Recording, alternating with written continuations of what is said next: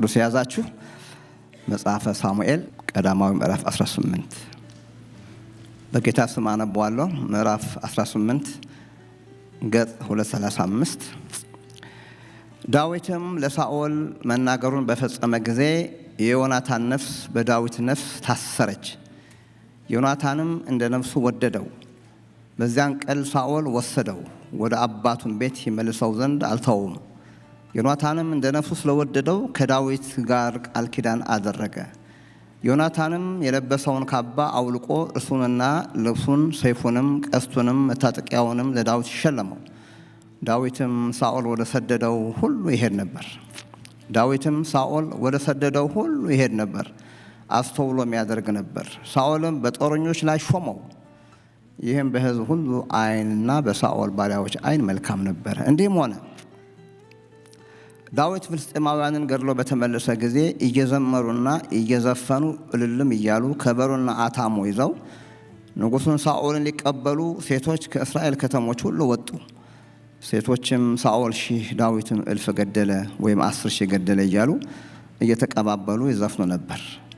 ሳኦልም እጅግ ተቆጣ፣ ይህም ነገር አስከፋው። እርሱም ለዳዊት 1000 ሰጡት፣ ለእኔ ግን 1000 ብቻ ሰጡኝ፣ ከመንግሥት በቀር ምን ቀረበት አለ።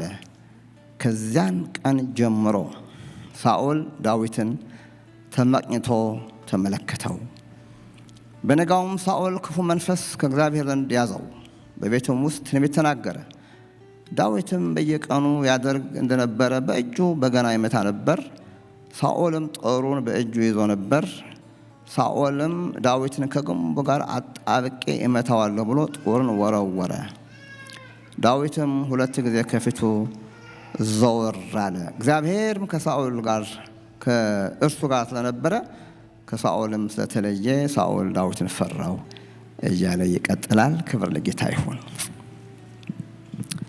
ባለፈው ሳምንት ትንሽ እንደተነጋገር ነው እግዚአብሔር በዓላማ እንዴት አድርጎ ወንድማችን ሳኦል እንደሌሎቹም እንዳየናቸው የእግዚአብሔር ሰዎች እንዴት እንደጠራው ተመልክተን ነበረ እና በጣም አስደናቂ የሆነ ነገር ነው እግዚአብሔር ያደረገለት። እንደማናችንም ጥሪ የከበረ ጥሪ ነው ለሳኦል ያደረገለት ጌታ እና ምዕራፍ 10 ላይ ምዕራፍ 11 ላይ እንደዚሁ እስከ 14 ባሉት ክፍሎች ወንድማችን ሳኦል እንዴት እንደተነሳ ከዛ በፊትም እግዚአብሔር እንዴት እንደጠራው በጣም በሚገርም ሁኔታ ነው። መቼም በጣም ፕሪቪሌጅድ ሆኖ ነው የምናየው ሳኦል እና እንዲያውም ከ3 ቀን በፊት የጠፉ አህዮች ተገኝተዋል፣ ልብህን አጣልባቸው፣ እግዚአብሔር አንተን ወዶሃል፣ መርጦሃል። የእስራኤል ምኞች ለማን ነው? ለአንተና ለአባቴ ቤት አይደለምን? እና አንተንም አባቴ ቤትም ጠቅላላ ዘርህን ወዷል እግዚአብሔርና መርጦሃል ብሎ ሳሙኤል በቃ ነገረው። ተፈልገሃል፣ እግዚአብሔር ይፈልገሃል፣ እግዚአብሔር ወዶሃል። ምንም ገበሬ ብትሆን ብዙ ነገር በቤት አካባቢ ባለው ነገር አንተ እዛ አካባቢ ብትሆንም እግዚአብሔር ግን ሊያወጣህ ፈለገ፣ ንጉሥ ሊያደርግህ ፈለገ ብሎ ወደ ንግስና እንዳመጣው ነው የምናየውና ከዛ ሳኦል መልሶ እኔ ከእስራኤል ነገዶች ከሚያንስ ወገን የሆንኩኝ ብንያማዊ አይደለሁምን? ወገን እስከ ብንያም ነገድ ወገኖች ሁሉ የሚያንስ አይደለምን? እንዲህ ያለውን ነገር ለምን ነገርከኝ አለ። በጣም መቼም ስንጀምር ደስ ይላል። በትህትና ነው የሚያሳየው። እኔ እኮ ምንም አይደለሁም፣ ከእስራኤል ነገድም እኔ ትንሽ ነኝ፣ ነገዳችን ትንሽ ነው። ከነገዳችንም ደግሞ እኔ ደግሞ የመጨረሻ ነን እኮ እኛ። እንዴት የነገር ትነግረኛለህ? አትንገረኝ ምናምን አይገባኝም አይነት ነገር ነው የሚናገረውና ግን አይገባኝም ስላል ሁላችንም እንላለን እንደዛ አይነት ነገር። ግን እግዚአብሔር በማይገባን ስፍራ እንዳስቀመጠን የማይገባንን ጥሪ እንደሰጠን ነው ሁልጊዜ የምናስበው። ክብር ለጌታ ይሁን። ማናችንም ለእግዚአብሔር መንግሥት የምንበቃ ሰዎች አይደለንም እና ይሄ ትህትና በጣም ደስ ይላል ሲጀምር ማለት ነው። ግን ይሄ አልቀጠለም። ምዕራፍ 10 ላይ ደግሞ ወስዶ በራሱ ላይ አፈሰሰው ይላል። የዘይት ብርሌ ወስዶ ዘይት የሞላ ብርሌ ማንም ሰው በዛ ሰዓት ላይ የማያገኘውን ሳኦል ቀጥሎ ዳዊት ነው ያገኘውና በተለየ አይነት ሁኔታ እግዚአብሔር ጠራው ወገኖች። አፈሰሰበት። በቃ በቃ ዘይቱን አውሰድና አፈስበት አለው።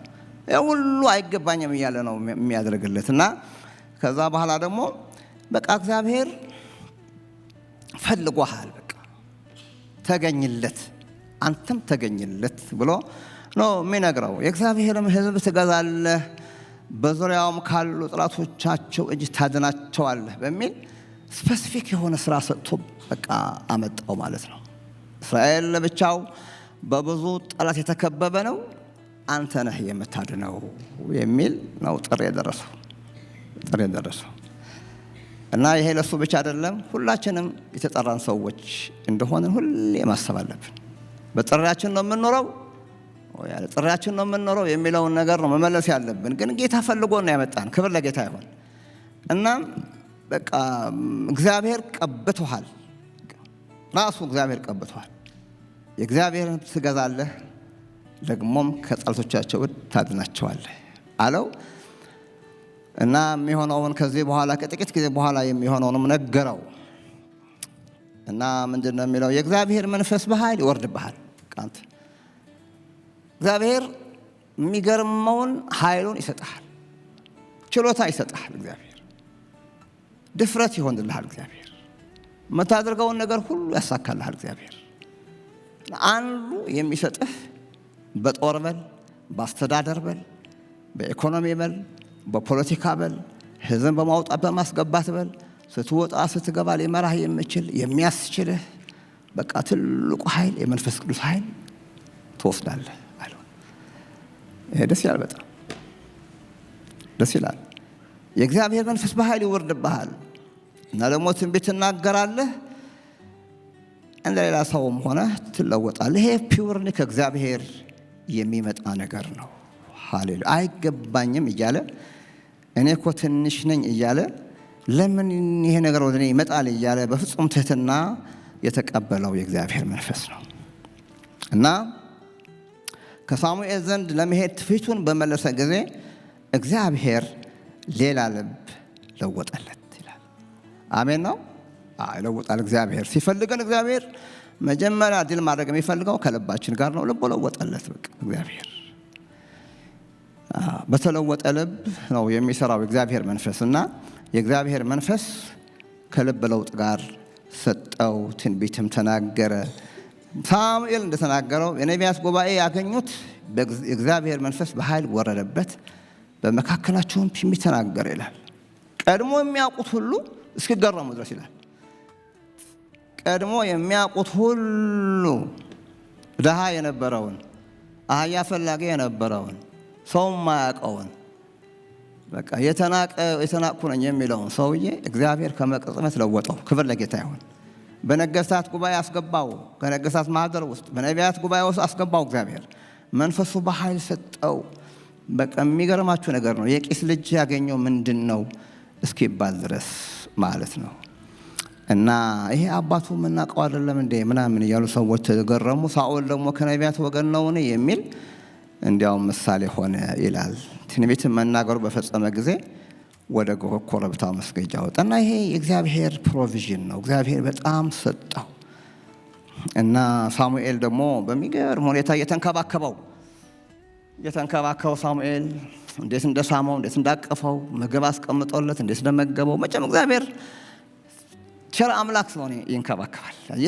እየተንከባከበ በቃ ያገለግለኛል፣ ሕዝብ ያድናል፣ በቃ መስዋዕት ያመጣልኛል፣ ለሕዝቤ በረከት ይሆናል ያለ እግዚአብሔር የሚጠብቀው ነገር አለ። እግዚአብሔር ዝም ብሎ እግዚአብሔር መቼም ልብን አይለውጥም። እግዚአብሔር ዝም ብሎ መንፈሱን አይሰጥም። እግዚአብሔር ዝም ብሎ በአንድ ቦታ ላይ አያስቀምጥም። ሁሉም የሚያደርገው እግዚአብሔር በዓላማ ነው። ዓላማቸውን የሚያውቁ ሰዎች ይጠቀሙበታል። ከእግዚአብሔር በመፍራት አብረው ይሆናሉ እና እንዲያውም ሳሙኤል ሲናገር ሳሙኤልም ለሕዝቡ ሁሉ ነገረለት። ከሕዝቡ ሁሉ እርሱ የሚመስል እንደሌለ እግዚአብሔር የመረጠውን ታያላችሁን አላቸው።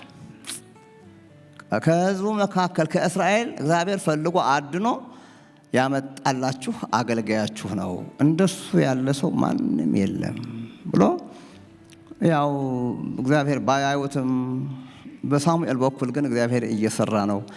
በሳኦልም በኩል እግዚአብሔር መስራት ጀምረዋልና ሕዝቡም ሁሉ ንጉሥ ሕያው ይሆን እያሉ እልልታ አደረጉ። በቃ ተቀበሉ። አብዛኛው ተቀበለ። በቃ እግዚአብሔር የተባረከ ይሁን። በቃ ተስማማ ሕዝቡ። ቁጥር 25 እና 27 ስትመለከቱ ሳሙኤልም የመንግስቱን ወግ ነገረ፣ በመጽሐፍም ጻፈው፣ በእግዚአብሔር ፊት አኖረው። ሳሙኤልም ሕዝቡን ሁሉ ወደ የቤታቸው አሰናበታቸው። ሳኦልም ወደ ቤት ወደ ጊብዓ ሄደ፣ ከተሾመ በኋላ ማለት ነው። እግዚአብሔር ልባቸው የነካ ኃያላንም ከእርሱ ጋር ሄዱ ይላል። ብዙ ሰዎች በቃ አክሰፕት ታረጉት። ምንም ይሆን ብንም ትንሽ ነኝ ቢልም የተናቅኩ ነኝ ቢልም እንኳን በቃ ጃስት ልባቸው የቀና ሰዎች እግዚአብሔር ባደረገው ደስ ብሏቸው፣ ሳሙኤል ባደረገው ደስ ብሏቸው አብረውት ሆኑ ይላል። ልባቸው የነካ ኃያላንም ከእርሱ ጋር ሄዱ ይላል። ምናምንቴዎች ሰዎች ግን ይህ ሰው እንዴት ያድነናል ብለው ናቁት፣ እጅ መንሻም አላመጡለትም ይላል። ማለት ጥቂት ደግሞ የሚባሉ ሰዎች ደግሞ ሪኮግናይዝ ማድረግ አቃታቸው፣ መቀበል አቃታቸው ማለት ነው። እና መጽሐፍ ቅዱሳችን ጥሩ እንዳላደረጉ ነው የሚናገረው። ምናምንቴዎች ሰዎች ናቸው እነዚህ ሰዎች።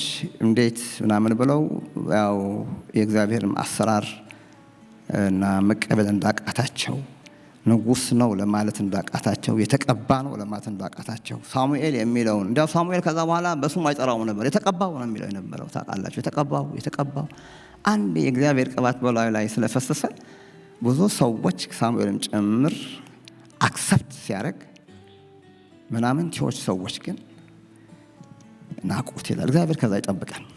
አሜን።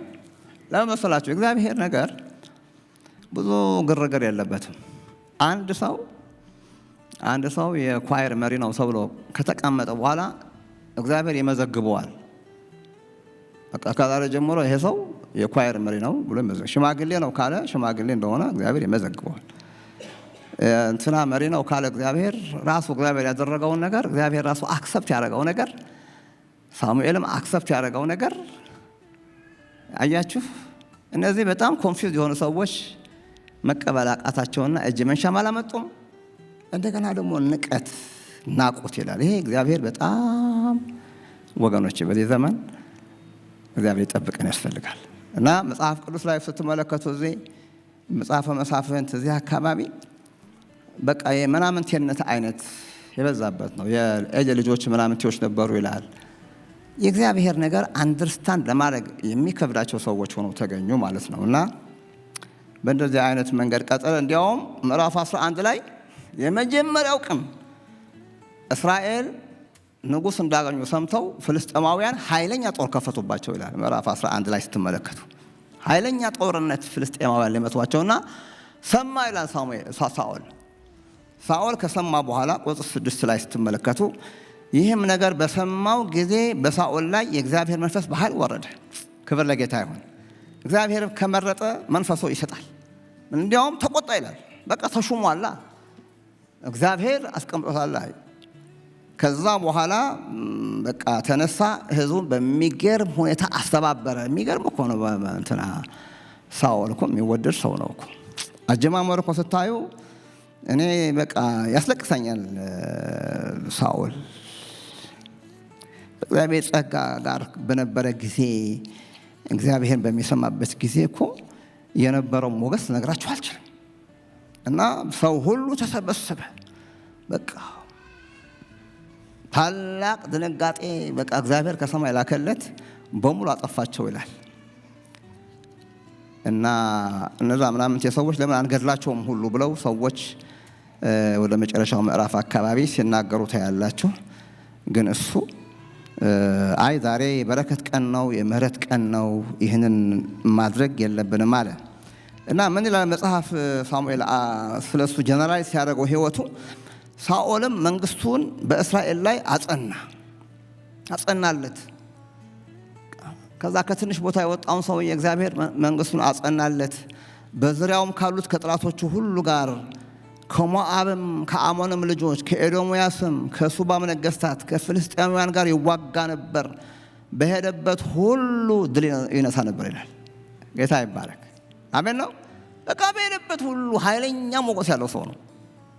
እግዚአብሔር በጣም ነው በቃ የረዳው ሰው ነው።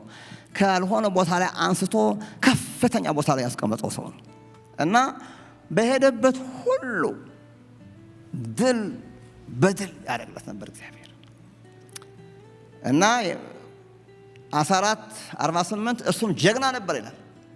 ጀግና ነበር። አማሌቃውያን መታ፣ እስራኤልም ከዘራፊዎች እጅ አዳነ ይላል። እግዚአብሔር ይባረክ። እንዲህ ደስ ይላል። ይሄ ቢቀጥል ደስ ይላል። የት ላይ ነው ፌል የምናደርገው ወገኖች? እግዚአብሔር እንደዚህ ባለ ጥሪ ጠርቶን በእውነት ከተለያየ እስራት አውጥቶን እግዚአብሔር ብዙ ነገር ካደረገልን በኋላ መንገዱን ከጀመርን በኋላ what happened? ምን ሆነ ይሄ ሰውዬ? ከሱ ነው የምንማረው ነገር ይሄንን ነው። ታዲያ ምን ሆነ? ይሄ ከነቢያት ወገን ነው ወይ? በሱም እግዚአብሔር ሰራ ወይ? በቃ እሱ ሞገስ አገኘ ወይ የተባለ የተደነቀ ኃይለኛ ጦረኛ ድል በድል የሆነ የእግዚአብሔር መንፈስ በኃይል እየወረደ ጦሩን የሚመራለት ሰው እግዚአብሔር ያከበረው ሰው ሳሙኤል የሚባል የሚገርም ሰው በቃ ሳሙኤል በቃ የሰጠው እና በስሙ ላይ ጠራው እንኳን የተቀባው ነው ማለት ብታዩት በእግዚአብሔርና በተቀባው ፊት መስክሩብኝ ያለ ሳሙኤል በጣም በአንድ ጊዜ እግዚአብሔር ከፍ አደረገው። ከከፍታችን እንዳንወርድ ምን ማራቸው ነገሮች ነው። ዛሬ አንዷን ነገር አሳያችኋለሁ። what happened to him? ታዲያ ምን ሆነ? ምዕራፍ 18 ላይ ያየነው ነገር በጣም ብዙ ነገሮች ነው በህይወቱ የሆኑት። ከዛ በኋላ ያደገ ሲመጣ ሰው እየወደደው ሲመጣ መንግስቱ እየጸናለት ሲመጣ አሪፍ እየሆነ ሲመጣ የተሳካለ ሰው ሲሆን የሆኑ ጸባዮች ማምጣት ጀመረ። በቃ አንደኛው ምዕራፍ 18 ላይ ያለው እንደገና ተመልከቱት። ምዕራፍ 18 ሁላችን ከዚህ እግዚአብሔር ይጠብቀን ያስፈልገናል። እቺን ነው ዲል የምናደርገው ዛሬ በትንሹ ቁጥር 9 ላይ ምዕራፍ 18 ከዚያም ቀን ጀምሮ ሳኦል ዳዊትን ተመቅኝቶ ተመለከተው ይላል።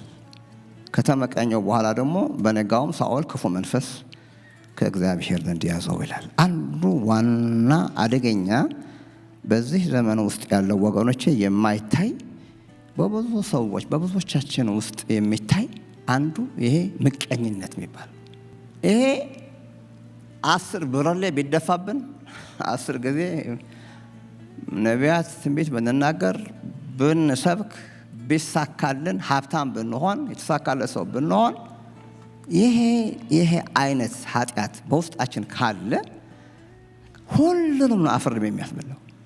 በቃ ሁሉ ምቀኛ ሰው አያልፍለትም።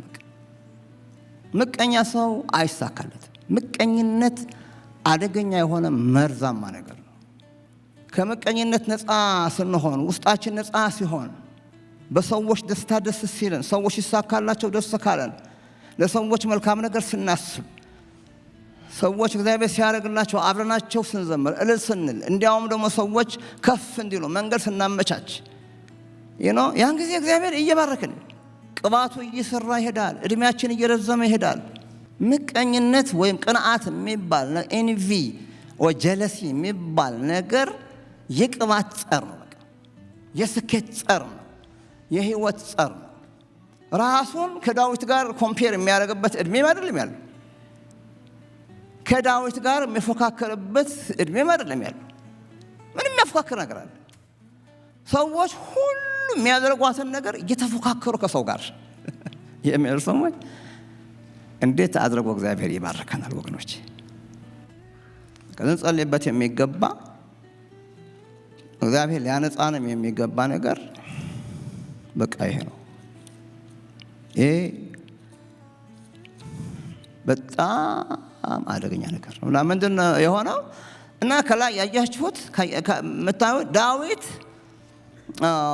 ሳኦል ወደ ሰደደው ሁሉ ይሄድ ነበር። ታዛዥ እኮ ነው፣ አገልጋይ እኮ ነው። ወደ ሰደደው ሁሉ ይሄዳል። አሁንም ጎልያድ ገድሎ ነው የመጣው፣ አገልግሎ ነው የመጣው። የሰውዬ ሰርቶ ነው የመጣው። ረዳት እቤታችን መጥተው የሚረዱን የሚያግዙን የሚላላኩን ማለት እኮ ነው። በለዛው እንቀናለን።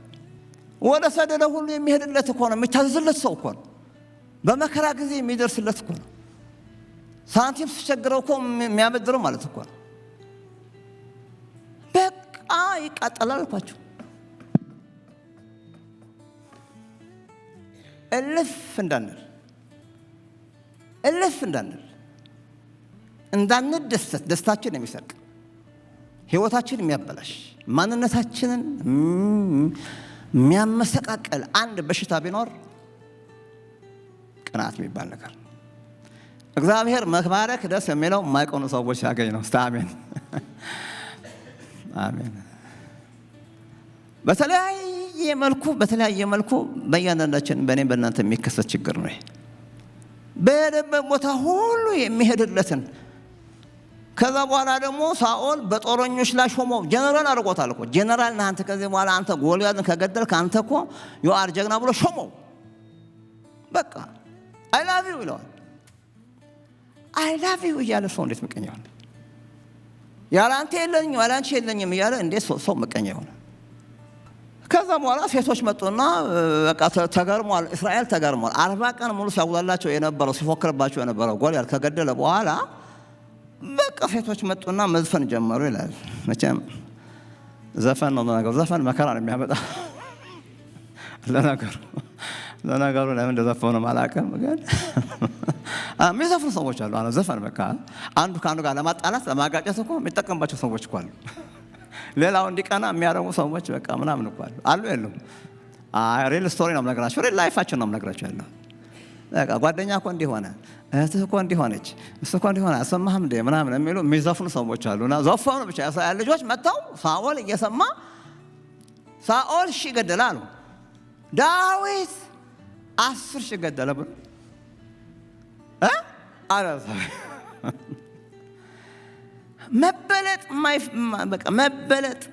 መበለጥ በፍጹም አንፈልግም።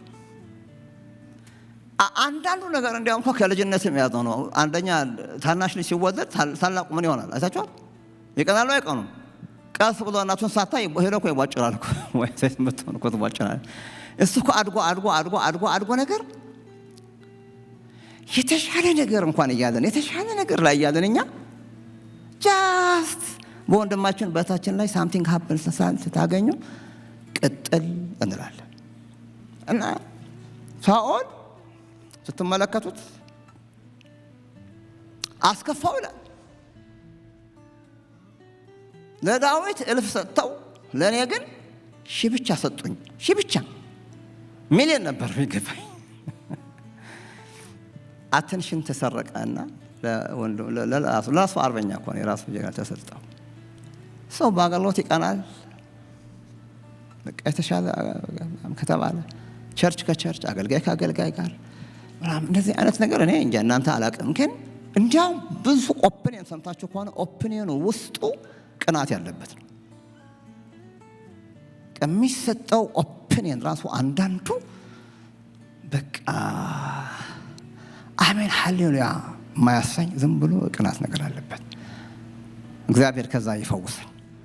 ይሄ ልንገራችሁ፣ ይሄ ደግሞ የእድሜ ልክ ነው አለ። አንድ ጊዜ እኮ ቢሆን ችግር የለውም። እድሜ ልኩን አንድ ልጅ እያሳደደ ነው አለ። በጣም ከባድ ሲክነስ እንደሆነ ማሰብ አለብን። ጣጣ ውስጥ የሚከተን ራሳችን ለማሳየት ራሳችን ከፍ ለማድረግ ከሌላው በልጠ ለመገኘት ማያሰራን ቲያትር የለም ነው የምላችሁ። ኃይለኛ ቲያትረኛ ነገር በቃ ከጓደኛ ደግሞ ፉክክር እንድንፎካከር። እነሱ መኪና ገዙ፣ እኛ ደግሞ በለጥ ያለ ነገር ምን አለ መኪና፣ እስቲ በለጥ ያለ መኪና። እነሱ እንደዚህ ያለ ቤት ገዙ፣ እኛስ ደግሞ እንዲያው በቃ በፉክክር ህይወት ውስጥ እንድንኖር ያለ አቅማችንና ያለ ፍላጎታችን እንኖር የሚያደርገን ይሄ መንፈስ ቅዱስ ሳይሆን ከባድ ነገር ነው። ለምራጋቸው ያለሁት ልባችን መማር አለብን። ይሄ በብርሌ የተቀበልነው በብርሌ ተሞልቶ በላያችን የተደፋውን የእግዚአብሔር መንፈስ እንዳይሰራ፣ እንዳያሻግረን፣ እንዳያወጣን፣ በዕጣ ክፍላችን እንዳያቆመን ሰውን ስናይ፣ ስንወዳደር፣ ስንፎካከር ከሰዎች ጋር ራሳችን ከሰው ጋር ስናስተያይ፣ ከነ እከሌ ቤት ጋር ስናስተያይ ጥብስ እያደረገን ወገኖቼ የሚገድለን አደገኛ ነገር ነው። ልንገራችሁ። ከከፋ ደግሞ በጣም የማይወጣ ሆኖ ከተገኘ ሳኦል ላይ ሰይጣን ተረከበው ይላል። ኢሚዲየትሊ የሰይጣን እርኩስ መንፈስ ተጠቀመበታል። ከዛ በኋላ አንሸዋሮ በትክክል ያ መንፈስ እየመጣ ግደለው ይለዋል። አረ ሕፃን ልጅ ነው። አውት ኦፍ ሪዝን አድርጎ በቃ ሳይገድል፣ ሳያጠፋ፣ ሳያራክስ፣ ሳያስወግድ የማይቀመጥ አደገኛ መርዝ ነገር ነው። በጣም በጥንቃቄ ልናውቀው ይገባ ወገኖች። ሰይጣን ተረከበው። በነጋው ሳኦል ክፉ መንፈስ ከእግዚአብሔር ዘንድ ያዘው። ተሟሙተን ድል አድርገን የምንቀናባቸው ሰዎች እንዲያውም ጨምረን እንዲያምርባቸው እኛ መጨመር መቻል አለብን። አሜን በሉ። በጣም ልንገራችሁ፣ እኛ ማለት ሁላችሁም ልንገራችሁ፣ በቃ አንድ እውነት፣ ሁላችሁም እግዚአብሔር ባሰመረላችሁ መንገድ ነው የምትሄዱት። በእግዚአብሔር ኢኮኖሚ፣ በእግዚአብሔር አሰራር እግዚአብሔር በቃ አንዱ ከአንዱ ጋር አያጋጭም። አሜን በሉ። ቅንዓትነት የሚያተራርም መሰል በቃ እኔ በቃ አሜን ሃሌሉያ እግዚአብሔር በቃ እንደቻ አድርጎኛል። አሁን I can't be anything በቃ ይሄ ነው ብዬ በዛ በመንገዴ ነው መሄድ አለብን። ሌላው ደግሞ በራሱ መንገድ ነው የሚሄደው። እዚህ አንድ ቸርች ስለተገናኘን ነው እንጂ የአንዳችን ዕጣ ከአንዳችን ጋር እኮ የተያያዘ ነው ማለት እኮ አይደለም። ሰው በራሱ መንገድና አካሄድ እግዚአብሔር ይባርከዋል። አሜን ነው ማለት ያለብን። ጭራሹ እንዲያውም ሲያልፍላቸው ነው እኮ እኛም የሚያልፍልን። ከቄሶች አሁን እኛ እኮ ፓስተሮች ቅዱሳን ሲባረኩ ነው እኮ የምንባረከው። ቅዱሳን ሲያንሱ አይደለም። ሰው ዘመዳችን ጓደኛችን ሲባረክ ነው እኮ እኛ የምንባረከው ወገኖች። የሚያፎካክር ምንም ነገር የለም። ዳዊት ሌላ፣ እሺ ሳኦል ሌላ። ዘፈኑ ይቀይረዋል። ሳኦል መሆኑን ይቀይረዋል ወይ? አይቀይርም። ለምን ሚሊዮን አይሰጡትም ለጓደኛችን? ከማንነታችን የሚያጎለን ነገር የለም። ማንም ሰው የእናንተ የሆነውን ነገር አይወስድባችሁ። ልንገራችሁ፣ እግዚአብሔር ለዕውር ያስቀመጠው ባለ አይን ፈለጉ አያገኘውም ይላል። 10 ጊዜ ባውዛ ብታረግ እግዚአብሔር አንተ አታገኘውም፣ በጣም አታገኙት። ክብር ለጌታ ይሁን። ስለዚህ እነከሌ እንዲሆነላቸው ሲባል አሜን ሃሌሉያ።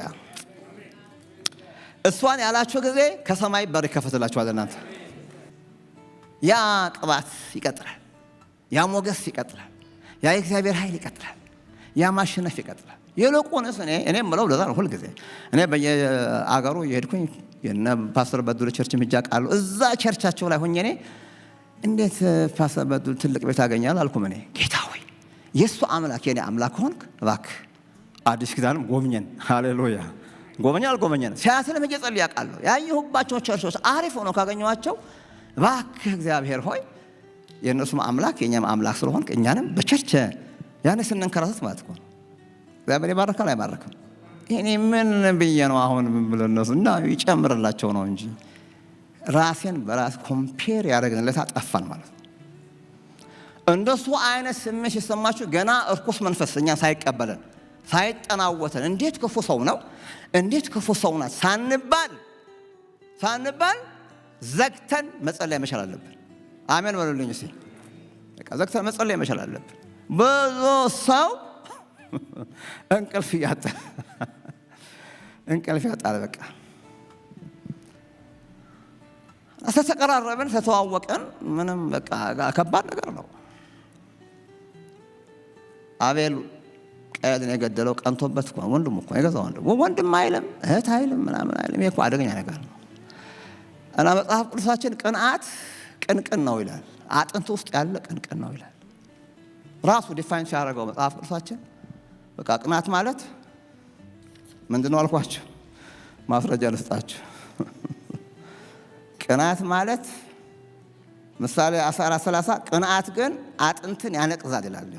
የሚያነቅዝ ማለት ምሳሌ 14:30 ያነቅዛል፣ ሰውን እንዳለ ከላይ እስከታች ያነቅዘዋል ነው የሚለው። ምንድነው ነቀዝ ማለት ታውቃላችሁ አይደለም? በቃ እንዳይለመልም የሚያነቅዘው ነገር ነው ይላል። በጣም ኦፍ ነው የሚያደርገውና መንፈሳዊነታችንና ሕይወታችን እንድንጠብቅ ወገኖቼ፣ ሰው በፀጉር ይቀናል፣ በጨርቅ ይቀናል፣ በማይሆን ይሄ እኮ ጠላት እኮ ሲጫወትብን ነው። በመኪና አሁን ሄደና እናወጣም ሊሆላችንም አንድ አይነት መኪና እናወጣም እዳ ነው እንጂ እንዲያው ምን ችግር አለ? ምን ችግር አለ? ወንድሞች በጣም አይጣል እኮ ነው። ይሄ እኮ ቀላል ነገር እየነገርኳቸው አይደለም። የዮሴፍ ወንድሞች እንሽጠው፣ አይ እንግደለው። እዛም ቅዱስ የገቡ በምንድን ነው እስቲ ንገሩኝ? በምንድን ነው የገዛ ወንድማቸውን? መጀመሪያ ጨርቅ ናት እኮ ጨርቅ የሆነች አሪፍ ሸሚዝ ከዲላርድ ገዝተው ሰጡት። ሁሉም እኮ ሊገዛው ይችላል። ሁሉም ሊገዛው ይችላል። ከዲላርድ ምንም የመሰለች ሰጡት። በቃ ልጅ ነው ሕፃን ነው ብለው ነው በቃ ምናምን የሰጡት። ገና ለገና በሷ ለውሰው ነው እንዲያው አባታቸው ሞተ ብለው የነገሩት በጨርቅ። ከዛስ አረ ወገኖቼ ህልም አለምኩኝ እኮ ራእይ አየሁኝ እኮ። ምን ይመስላችኋል? እኔ እኮ ትልቅ ቢዝነስማን ገና እኮ ነው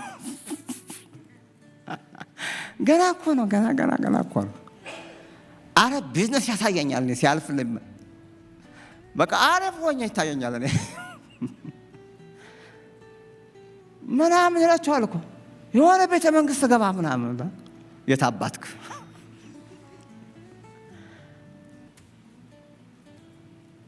እና የሆኑ ነዶ ለነሲ ሲሰግዱ አየሁኝ ይላል። እንደገና ደግሞ 12 ከዋክብት እና ፀሐይና ጨረቃም ሆነው ደግሞ አየሁ። ምንድን ነው ይሄ ነገር? ማን ብሎ እኮ ነው በቃ ልጅ እኮ ልጅ ነው እኮ ምንም ትርጉም አልገባውም። ምንስ ይገባዋል? ከዛች ጊዜ ጀምረው ነክሰው ያዙ ይችላል። አረ እግዚአብሔር ይመስገን። እንደዚህ አየህ እንዴ ልጅ አንተ እኮ ከኛ በላይ እኮ ትሄዳለህ ማለት እኮ ነው። ትቀልመናለህ ማለት እኮ ነው። ከችግር ታወጣናለህ ማለት እኮ ነው። አንተ እኮ ቀደምክ ማለት እኮ እኛ እኮ ከረሃብ እንወጣለን ማለት እኮ ነው። ያልፈልናል ማለት እኮ ነው። እንዴት 12 ልጅ ቤት ውስጥ ድሃ ይሆናል? አንተ ካለህ እኮ ካለፈልህ እኮ ሁላችን እኮ ከፍ እናለን ማለት ነው። ማለት ተው እንዴት እናጥፋው ይላል። ይሄ ምስጥ ነገር ነው። በጣም አደገኛ ነገር ነው ወገኖቼ፣ ልንገራችሁ። ቬሪ ቬሪ ቬሪ ዳንጀረስ። የፈለጋችሁትን ለምኑ፣ አምላካችሁ ያደርግላችኋል። ልንገራችሁ። አሜን። በቃ ምንም ከሰው ጋር የሚያገናኘን ነገር የለም። የእናንተ ደስትኒ በሕያው አምላክ ነው እንጂ በሰው እጅ አይደለም። በፍጹም አይደለም። በፍጹም አይደለም። ያንን የምናስብበትን ነገር ብንጸልይበት የእግዚአብሔር መንፈስ ሆይ በእኔ ላይ በኃይል ወረድ፣ አስደንቀኝ፣ ሞገሱ ነኝ ማለት ትተን እያልን ሌት ተቀን የምናድር ከሆነ የሚረከመን ሌላ መንፈስ ነው። ከዛ በኋላ ካደገ ልንገራችሁ፣ እግዚአብሔር ከዚህ በሽታ ያሳርፈን እና መጽሐፍ ቅዱሳችን በቅንዓት ፊት ማን ይቆማል ይላል። ማን ይቆማል? ማንም ስታንድ ማድረግ አይችልም። ማንም ሰው ምሳሌ 27:4 ላይ ቁጣ ምሕረት የሌለውን ነው እና በቅንዓት ፊት ግን ማን ይቆማል? ማን ነው ሊቆም የሚችለው? ማን ይቆማል? አደገኛ ነገር ነው።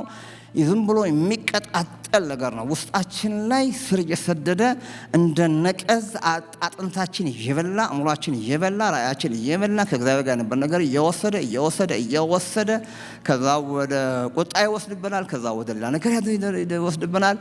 ከዛ በኋላ ሰዎችን እናወክ እንችላለን ወገኖች። ማን ይቆማል? ማንም ሰው ስታንድ ማድረግ አይችልም። በጣም ከባድ ነገር ስለሆነ ማለት ነው።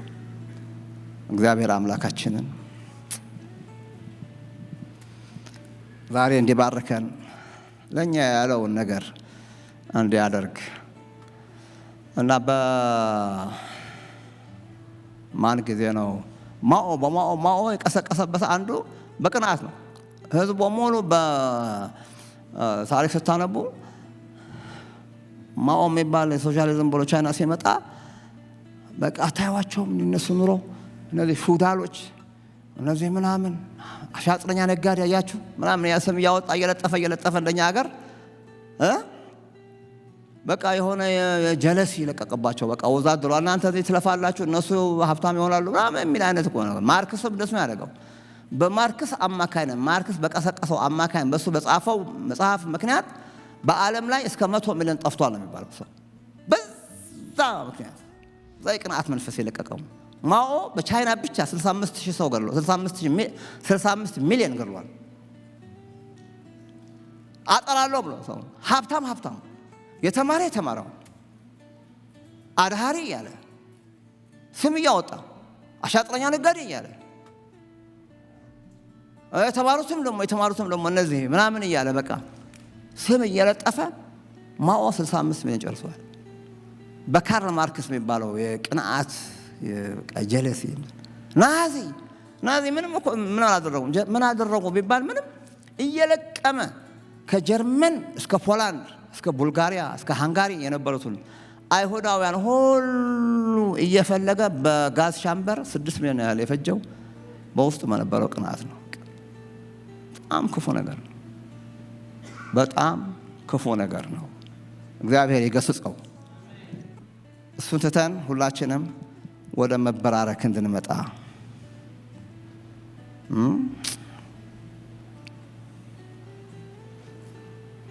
ወደ መበራረክ እግዚአብሔር ወደ ሰጠን ወደ ሙላቱ እንድንገባ እግዚአብሔር አምላካችን ይፈልጋል ወገኖች። ዲል ማድረግ ያለብን ነገር ይሄ ነው። ይልቁንስ እንድንባረክ ይልቁንስ ደግሞ በቃ ይሄንን ነገር ከልባችን ስናወጣ በቃ ያ የዋህ መንፈስ ያ መልካም ነገር በሆነ ስናይ ወደ ምንባረክበት ነገር ስንሄድ እግዚአብሔር ከፍ ያደርገናል። እግዚአብሔር የተባረከ ይሁን። እግዚአብሔር ለኛም ደግሞ መስራት ይጀምራል። እግዚአብሔር ለኛ የሰጠውን የመጀመሪያውን ያንን የእግዚአብሔር መንፈስ ከፍ ያለውን የእርሱን መንፈስ እንደገና እየጨመረ እንዲሄድ ያደርገዋል ማለት ነው። ክብር ለጌታ ይሁን። ታላቅ ወንድሙ በዛ በሉቃስ 15 ላይ ስትመለከቱ ደስ ያላለው ለምንድን ነው? አባትየው ጠፍቶ ነበር ተገኘ ምናምን ሲል በቃ ለኔ ምንም አልተደረገም፣ ለኔ ምንም አልተሰራም፣ ለኔ አንድ ነገር እንኳን አላደረክልኝም፣ የሁሉ ዘመን ለኔ ምናምን ነው የሚለው ልጁ። ኧረ ተው፣ ጠፍቶ ነበር ወንድም እኮ ጠፍቶ ነበር ተገኘ። ደስ ይበለን እንጂ የደስታው ተካፋይ መሆን አልተቻለም። እግዚአብሔር ለሰዎች ሲያደርግላቸው ደስተኞች ነን ወገኖች፣ ደስተኞች ነን፣ ከልባችን ደስተኞች ነን። ያን ጊዜ የእግዚአብሔር መንፈስ ለኛ ማድረግ ይጀምራል። ክብር ለጌታ ይሁን።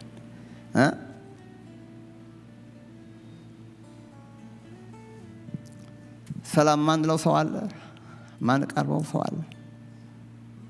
እኔ ያ ሰው አይመቸኝም፣ ያቺ ሴት አትመቸኝም ምናምን ሰዎች እኮ ስለሚቀኑ ነው እኮ። ያ ነገር ምንም አይደለም። ይሄ ታውቀዋለህ።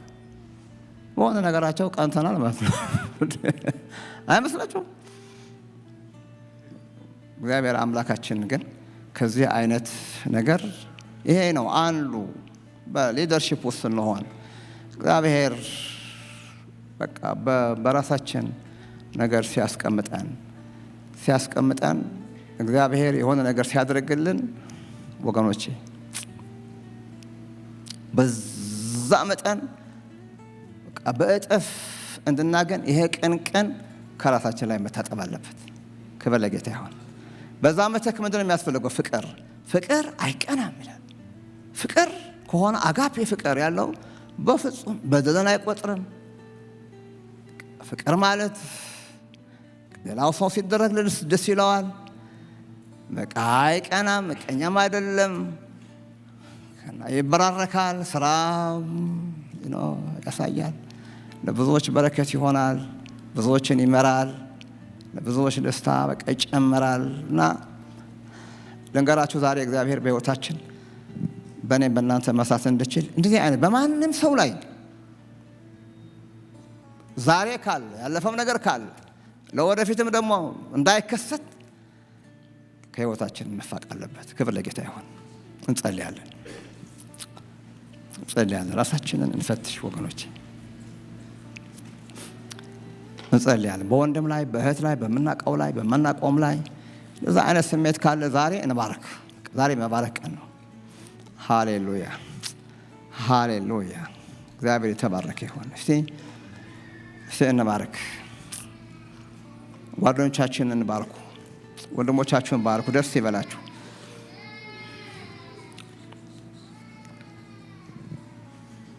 ሲደረግላቸው ደስ ይበላችሁ፣ ሲያልፍላቸው ደስ ይበላችሁ፣ ሲዋጣላቸው ደስ ይበላችሁ፣ ሲሳካላቸው ደስ ይበላችሁ ወገኖች። እልፍ ሲሉ ደስ ይበላችሁ። እግዚአብሔር ሲጎበኛችሁ ደስ ይበላችሁ። ደስ ይበላል። በቃ ደስ ይበላል። እነሱን ያገኘ እነሱን የባረከ አምላክ እኛንም ይባርከናል። ያንን ቸርች የባረከኛን ይባርከናል። ያን ሰው የባረከኛን ይባርከናል። ያን ሀገር የባረከኛን ይባርከናል። እግዚአብሔር አምላክ ቸር አምላክ ነው። ክብር ለጌታ ይሁን።